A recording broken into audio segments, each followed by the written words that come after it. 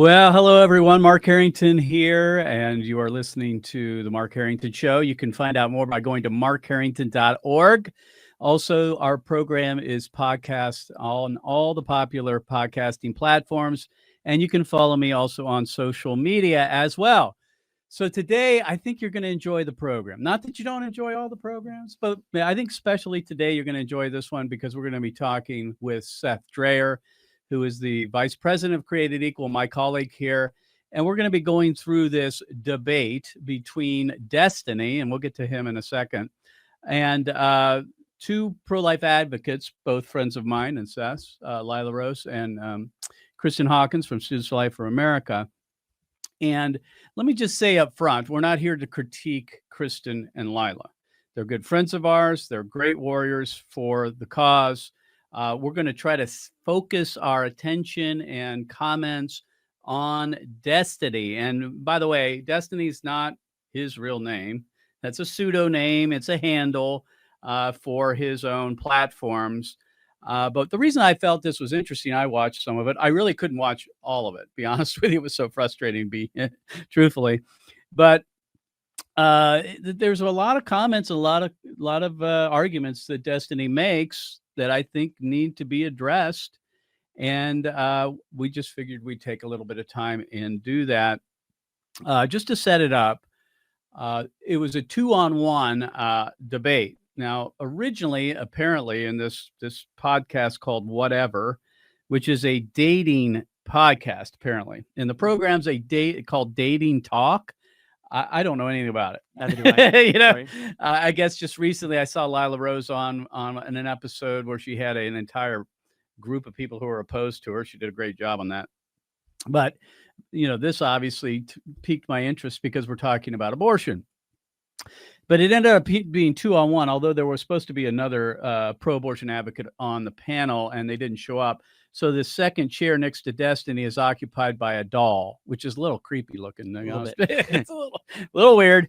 But, I mean, Destiny holds its own. So we're going to get to this. We're going to go through several of these quotes or these comments and his statements. The entire debate is 4 hours long. So we're going to list it and link to the entire debate. If you want to listen to it, watch it after we talk about it, that's up to you. It's a long debate, but anyway, let's just jump right into this. Okay. This is again, Destiny. This is his handle on the podcast, Whatever. And so he brings forward a couple of pro-abortion arguments. None of these are new to us, right? Sure, I mean, they really aren't. I mean, we run into this stuff all the time on college campuses, but they might be new to you. And hopefully we can address them and give you a way to answer them. So here's the first question. Basically, the host, Brian Atlas, basically asks Destiny for his position on abortion. So go ahead and play that clip. What is your basic stance on abortion? My basic stance is we try to figure out what is a person, what makes a person. Person is granted some positive, some negative rights by governments, and probably morally and ethically separate from governments, we also grant people some type of right.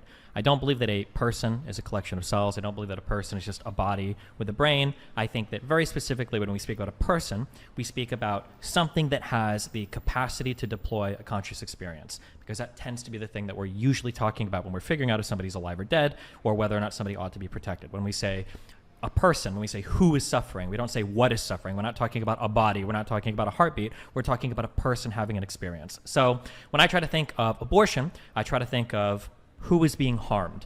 I would say that before 20 to 24 weeks, that's about when the scientists say that the brain has all the parts necessary to begin communicating, to have a conscious experience, that about at that point, there is some experience there that we can speak of as a who or as a person. But prior to that, the first trimester, that really experience is not happening yet. So if you want to have an abortion, there is no who that's being harmed. There's just a what, which is whatever the body is up to that point. So generally, I'm pro-choice in first abortion up until that conscious experience has been formed, because I think that's what's worth protecting, because that's when we look to see when somebody's dead. So that's what we should look to see when somebody's alive. So this is the quintessential question in the abortion debate, right? It was set up in the Roe v. Wade decision that the word person was redefined to exclude the unborn. Destiny basically says he doesn't believe the unborn are persons. A lot of the same arguments. How do we as pro-life advocates answer Destiny's position? Well, so it's interesting. I mean, this is, as you said, not new in really only with abortion, but human history, right? Where you've had groups who look at some humans and say, yes, you're human, but you're not enough, right? You have to be human plus something to be a person. Mm-hmm. So my question would be, Destiny, you're saying that humanity, being a human, is not enough. It's not sufficient for personhood. I mean, we would say being human is not necessary for personhood because God the Father, God the Spirit are persons, but not humans, right? Right. We would also say being human is sufficient. Every human is a person. So why, Destiny, have you decided you must be human plus something? And how is you saying, when you say you have to be human plus consciousness, how is it any better than saying you have to be human plus white skin, plus blue eyes? Explain that to me. That's what I want to explore with him. Right. And he continues this basically argument all the way through the debate, by the way. This is his main thrust of his argument. Okay, let's go to the second clip. And he talks about what he calls a continuing fallacy, which I had to look this one up. So go ahead and play the clip. Hold on. So let me address the very first thing, because you keep trying to draw like there's some like thing here that you've caught me on. The idea that I can't give you a concrete time between 20 to 24 weeks. Okay? Yeah. I hate to be the guy that does this in a debate, but there's something called a continuum fallacy or a nirvana fallacy. The idea that just because I can't point exactly at when something begins, that I have to say that all of it is the same, or I can't point to that thing existing at all. I can't tell you when individual pieces of sand are stacked up and eventually become a pile of sand. I can't give you the exact numbers of sand that I can see for that to be, but there is a difference between an individual piece of sand and a pile of sand. It's a false equivalency, Destiny. It is. Hold on. He's right. It is. It's good. I kind of like the guy, actually, to be honest with you. I mean, he hang out with him. Yeah, I could, seriously. I mean, he presents himself and I think well. He's civil. He interrupts here and there, but he doesn't attack. There was no ad hominem going on here. I mean, this was an argument he was making, a continuing fallacy. How would you answer that? Well, I mean, I think he's right. That word was new to me too, but I'm familiar. The same thing. It's called the fallacy of the beard. You may not know the exact moment where stubble becomes a beard, but you can still say that's a beard on the man, even if you can't see the difference. And he's right. When you say, when does the fetus become conscious? That's a little hard to narrow down. Sure. But we're not asking that question. That's the difference. Good He's point. approaching with, when do you become conscious? We're not asking that. We're asking, when does a sperm and an egg become a distinct living whole human? So, I mean, I think he's right that, maybe he's right that he can still tell the difference between a conscious fetus and a non-conscious fetus, though he lacks the moment when that would be. But that's, again, not the question we're asking. Even if you can't point to that moment, it doesn't mean we're not asking that question again. We're asking, what is this embryo day one? I think Lila and Kristen, I didn't watch the whole debate yet, but you have, Mark. But I believe they try to push toward that question, right? We're not asking, when does consciousness begin? We're asking, when does human life begin? And what is this zygote? What is the embryo? Yeah. And that's a separate question. So I think Destiny's pointing to something good that we're just not asking. That's not our question. When do you become conscious? Because really, it's not relevant to us. We're saying, when do you become a human? And there's a clear distinction there from sperm and egg parts to a whole zygote. Right. And why is consciousness value giving? That's the question. And I didn't see that come up much in the debate, but that's really the issue. Why does he place value on consciousness? Yeah. That's really the issue, is it not? Absolutely, because it's like us saying to be human is sufficient for personhood. We need to defend that. Yeah. But he must defend why he chose consciousness. And it's interesting that he, a conscious human, chose something about himself to say, you must be like me to be a person. That's exactly like me and you having white skin saying you must have white skin to be a person. It's at best arbitrary, at worst prejudice. Right. I'd say it's a height of bigotry often. Yeah. And the reason why he says that he ascribes that as the point at which he would give personhood to the unborn is because we have come to a consensus that basically said this is what we have understood or believed that persons are. Yeah. So again, it's just groupthink. All right, let's move on. This is again Destiny talking about the difference between a pre-conscious baby and a medically induced coma. So go ahead and play that clip. Not even going to let me finish, but I'll tell you the difference. The difference is there's a difference between a thing and a thing that something will become. Those are two fundamentally different things. So when you say, what's the difference between a fetus that hasn't developed the parts to have consciousness yet versus what's the difference between me, the fetus. I told you she wouldn't let me finish. Versus what's the difference between me who's currently unconscious and will become conscious later after anesthesia will wake up. The difference is you're not developing the capacity to have consciousness. There's a continuation of a prior conscious experience. All the parts are there to create a conscious experience. They're just temporarily alleviated. They're just no, it's not, because the fetus has never been conscious and doesn't have the parts to deploy the consciousness conscious experience. So there's fundamentally a difference. Was that 2 or 3 interruptions that I said were going to happen, right? There's fundamentally a difference between a thing doesn't even have the capability to have a conscious experience versus somebody else's is temporarily abated by a drug. That.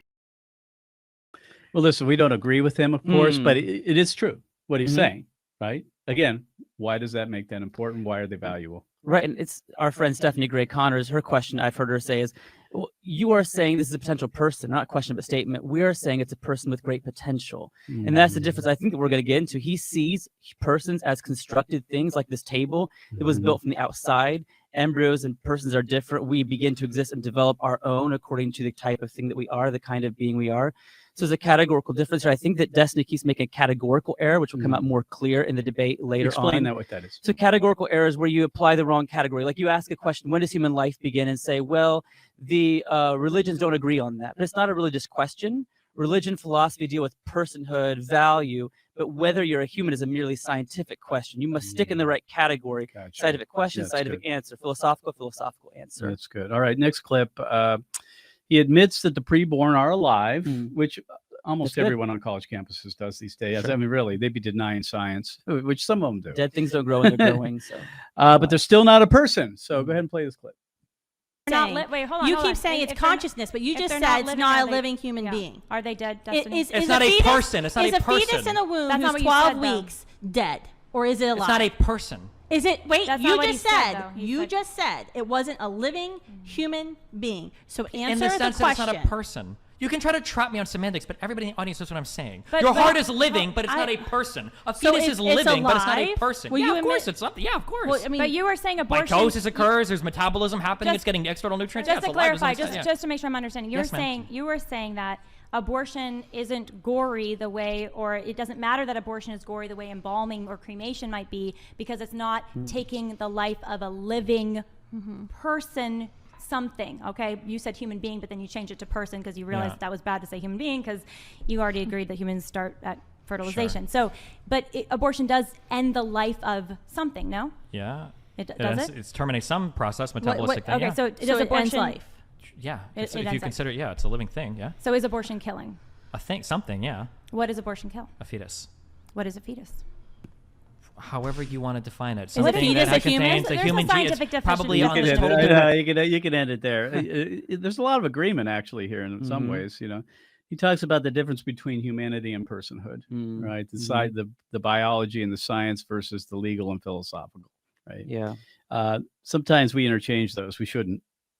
Right. I mean, no, it's true. Like we have to talk about this in the proper categories again, right? Right. And so he seems to be acknowledging the scientific fact because Destiny is not someone who is denying general science, Right. but his philosophical worldview is just fundamentally different. Not all humans make the cut. And I just have to again say, this is not new. The Hutus looked at Tutsis and said, you're different, you're cockroaches. The Aryans under Hitler, I mean, everyone following his movement looked at Jews and said, you're parasites, or the mentally, physically handicapped, special needs people said, you're a useless eater. We always use dehumanizing terms to say just a fetus. But that's just not complete. What kind of fetus? I want to ask him, what kind of fetus is this, Destiny? I think he'd probably admit a human fetus, which Yeah, is he a would. human Of being, course he would. right? Yeah. But again, not a person. Right.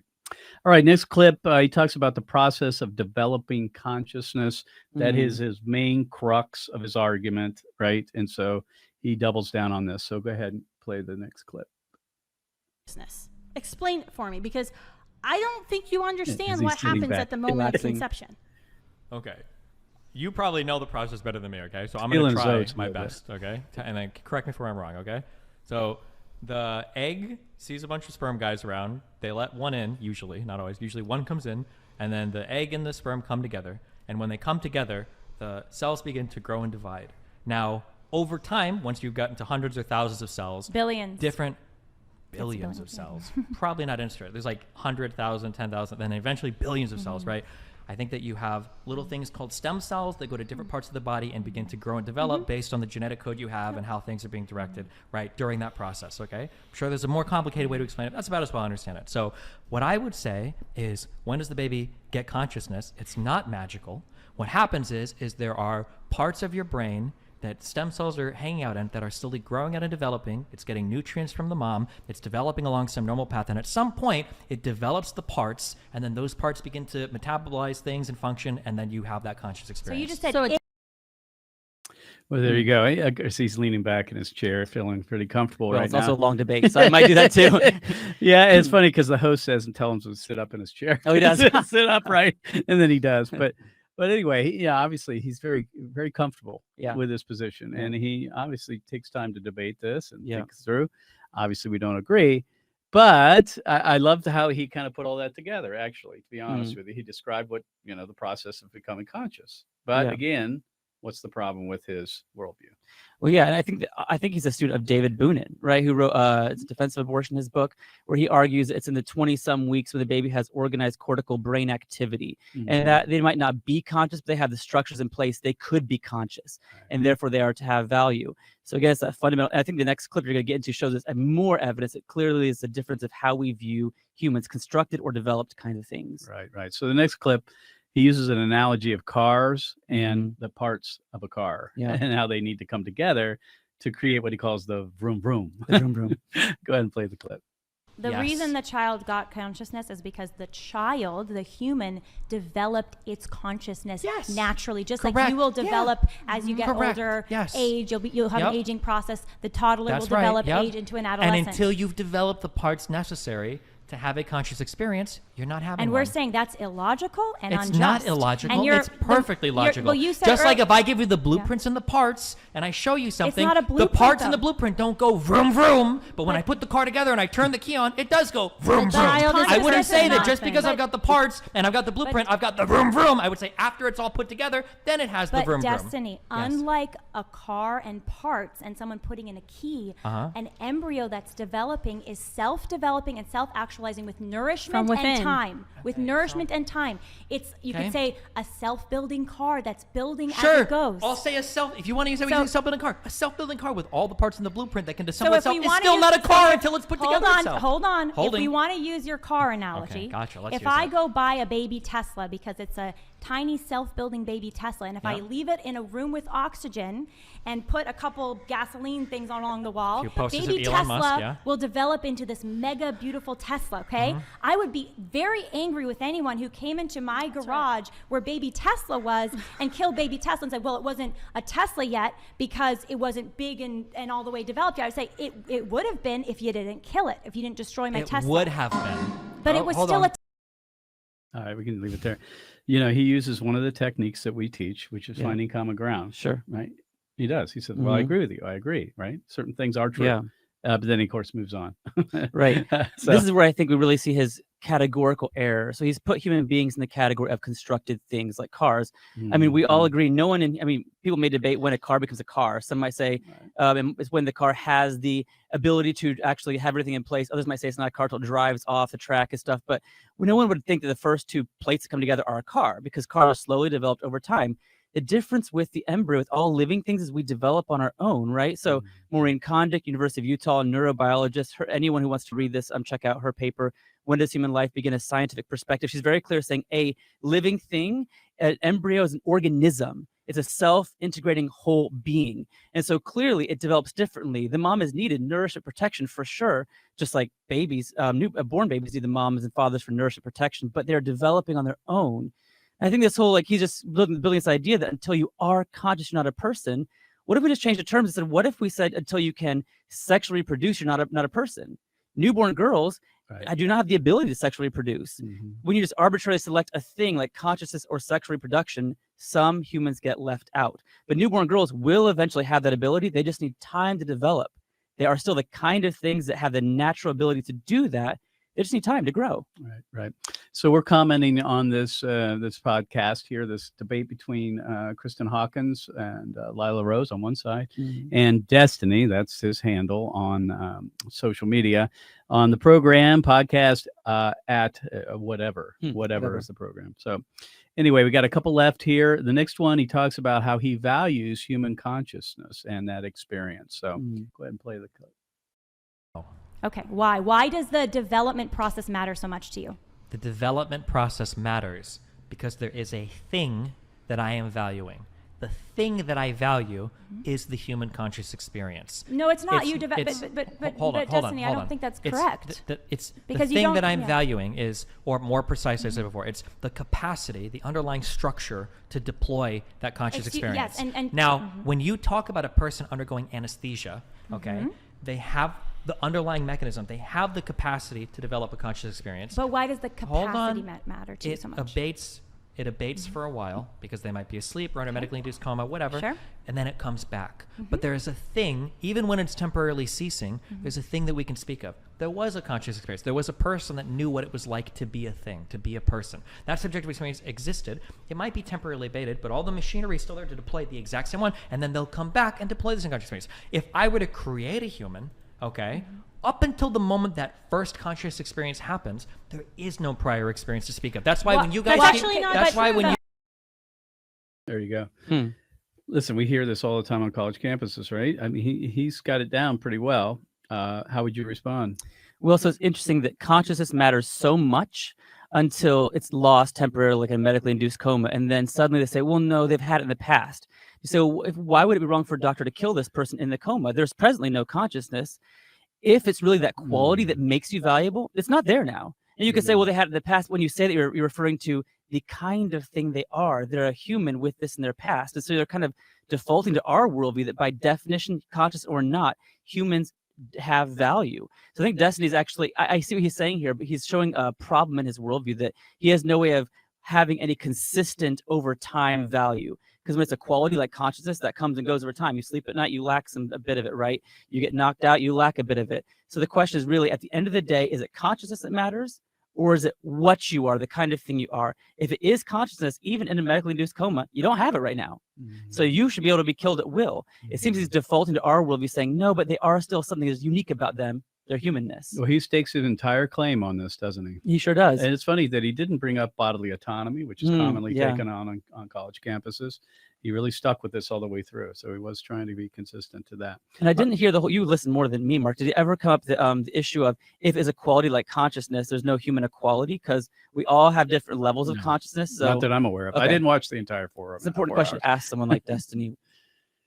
All right, last clip. He talks about how there can be harm to a future person. This is an interesting one, which I thought was one of the stronger arguments that Kristen and Lila made. Go ahead, make sure. I don't have to think about it, you know. Okay, fair enough. We have the Lifeline Apologetics. Hey, thank you, man, for the super chat. Really appreciate it.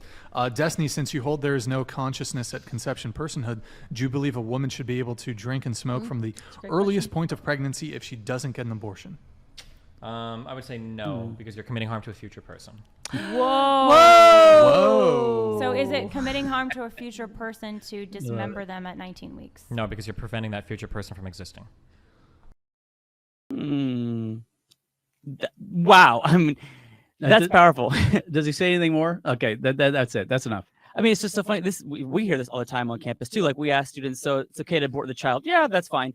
Would it be wrong to binge drink just to cause fetal alcohol syndrome or something? Oh wait, that's not okay. So it's okay it's not okay to harm. It's fine to kill. It's confusing because killing seems like the ultimate harm, doesn't it? If it's wrong to deny someone a quote unquote normal existence, isn't it also wrong to deny them any existence? I think there's a major inconsistency in his position. And also, how can you? I can't harm this table. It's not a person. It's not a living thing. So again, I think he's showing here the difference in worldview. But this is a powerful point. I think that what are we harming? It's not the mom. It's not the dad. It's that being inside. So I think he's acknowledging there's something there about that being that matters. Question is what? Yeah. So let's wrap this up. This isn't new to you, right? This is what we hear on college campuses commonly. We've heard these all before. He does a pretty good job in presenting the position, right? Yeah. We did our best to respond to them.